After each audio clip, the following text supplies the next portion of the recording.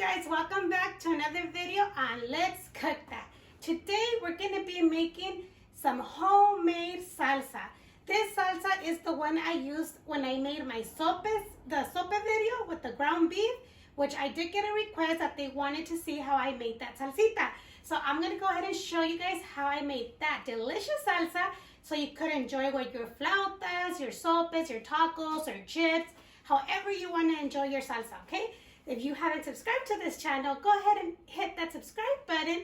Turn on your little bell so you can get notified every time we upload a new video. And now let's get started with those ingredients. So the ingredients we'll be using for this salsa, it's going to be tomatoes, serrano peppers. I have chile de árbol.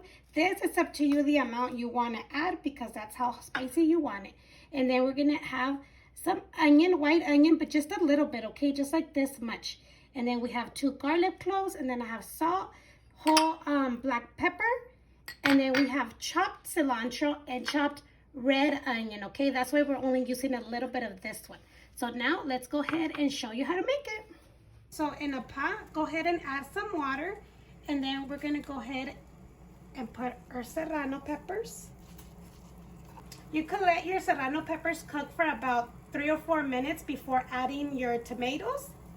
Or you can add them right now and then just remove your tomatoes before and leave your serrano peppers cooking for a little bit longer. Let's go ahead and add our tomatoes.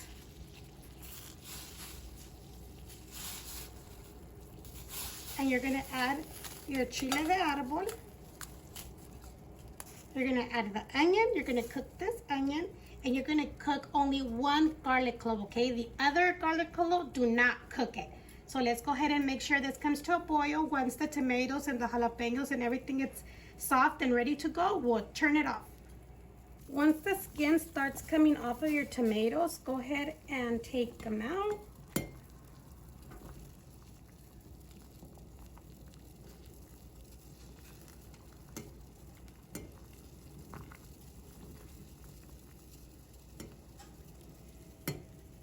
So then that's up to you if you want to leave the skin on or you want to remove it. But go ahead and remove it, and then you could just cut this part off. You could actually cut this little part before you put your tomatoes to boil, but sometimes they do start falling apart, which I mean, they're still going to blend anyways. Now start removing your onion, your chile de árbol, and your garlic. And if your jalapenos are nice and soft, then you could go ahead and remove your jalapenos as well. Okay, once your chiles are ready, go ahead and remove the stem. If you want to remove them before putting them to boil, that's totally fine, but it won't be as spicy when you leave the stem, okay? So then just cut it off. And do the same with your chile de árbol.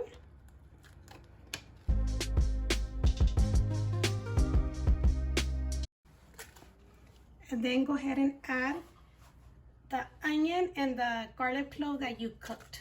And then let this cool down before we blend it. Okay, once it's cooled down, or at least not too hot, go ahead and add your fresh garlic clove and the whole black pepper.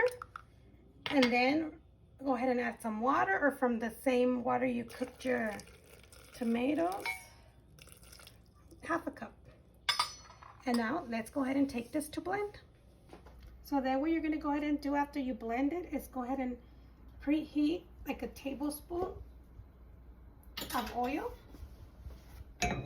Or half a tablespoon works as well if you don't want too much oil in there.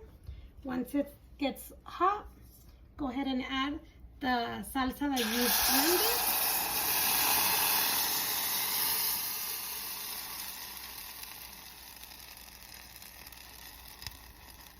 And stir it.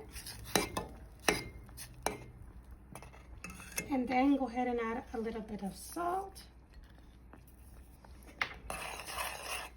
Taste it to see if it's good of salt.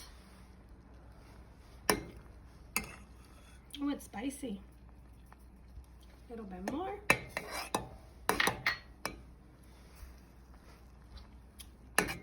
Okay, we'll put this this on low, and we'll let it come to a simmer, and it's gonna start changing color. It's gonna get a little bit darker. So we'll probably give it like 3 minutes.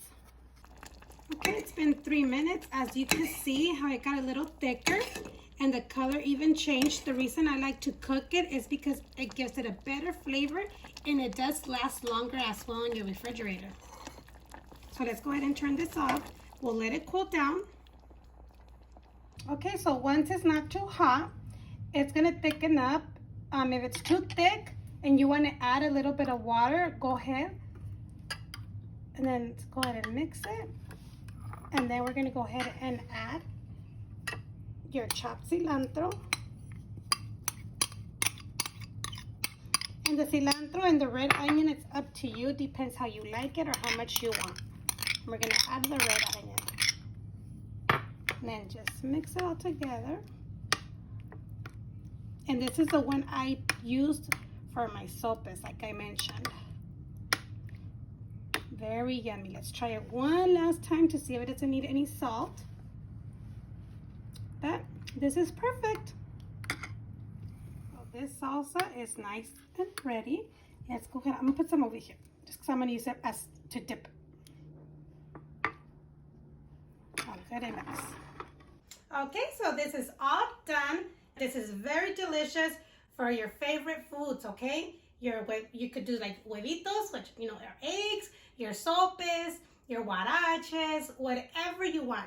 You can enjoy however you like it. If you don't want to add red onions, you could chop up green onions instead, and it tastes really, really good. So I hope you guys enjoy this video. Don't forget to give it a big thumbs up. Please subscribe if you haven't done so. We will really appreciate it. Share with your family and friends. Leave your comments down below. And now let's give it a try. Very, very good.